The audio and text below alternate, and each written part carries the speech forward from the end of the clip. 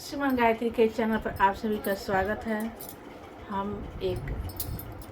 शिव गीत, शिव चर्चा वाला गीत लेकर आई हैं और गाने जा रही हैं। आप लोग पूरा वीडियो देखिएगा। हमारे चैनल पर भी आप लोग ध्यान दीजिए और हमारे चैनल को अपना प्यार दुलार देकर बढ़ाइए। जो गलती होगा उसे क्षमा करिए। हम लोग गा रही हैं, आप लोग ध्यान से सुनिएगा।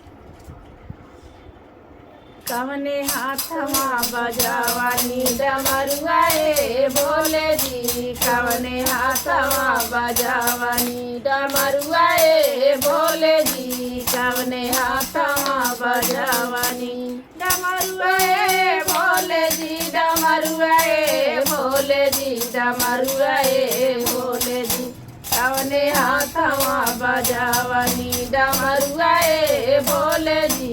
कवने हाथवा बजावानी। लीलरा पर शोभरौरे तिलक चंदरमा,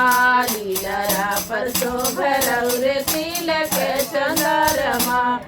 जटवा से बाह गंगा धरवा ए भोले जी, जटवा से बाह गंगा धरवा ए भोले जी, कवने हाथवा बजावानी डमरुआ ए भोले जी, कवने हाथवा बजावानी डमरुआ ए भोले जी, कवने हाथवा बजावानी,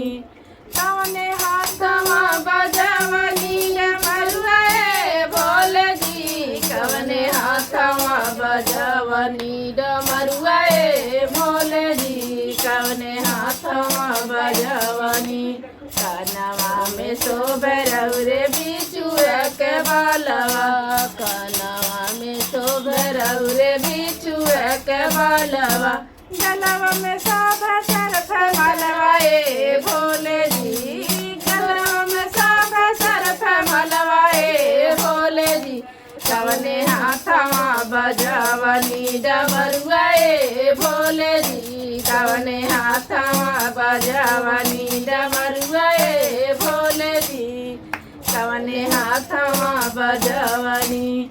अंगे अंगे शोभेला राउरे भभूतिया, अंगे अंगे शोभेला राउरे भभूतिया, कमर में शोभा मिर्गा चलवा ए भोले जी, कमर में शोभा मिर्गा चलवा ए भोले जी, कवने हाथवा बजावानी डमरुआ ए भोले जी, कवने हाथवा बजावानी डमरुआ ए भोले जी, कवने हाथवा बजावानी डमरुआ ए भोले जी, डमरुआ ए भोले जी, डमरुआ ए भोले जी, कवने हाथवा बजावानी डमरुआ ए भोले जी, कवने हाथवा बजावानी डमरुआ ए भोले जी।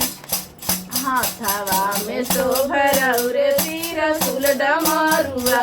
हाथवा में शोभरौरे त्रिशूल डमरुआ, त्रिशूल डमरुआ शोभ त्रिशूल डमरुआ,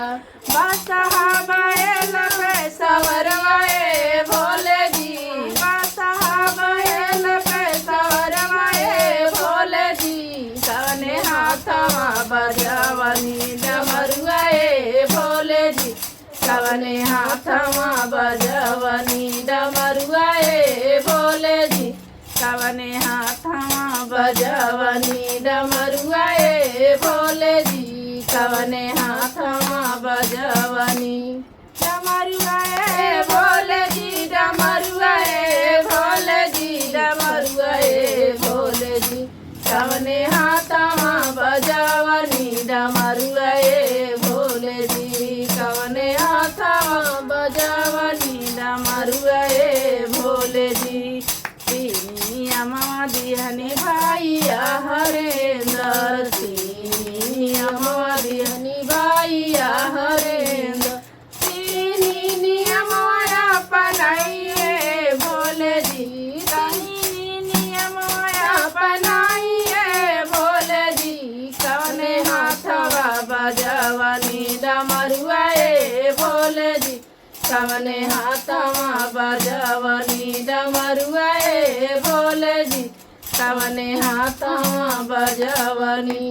सूती बूटी दाया मांग दीनवा के चरचा सूती बूटी दाया मांग दीनवा के चरचा अरे सवही के बेरिया नाम शिवा से पढ़ रमवाए भोले जी सवही के बेरिया नाम शिवा से पढ़ रमवाए भोले जी कवने हाथवा बजवनी डमरुआ ए भोले जी कवने हाथवा बजवनी डमरुआ ए भोले जी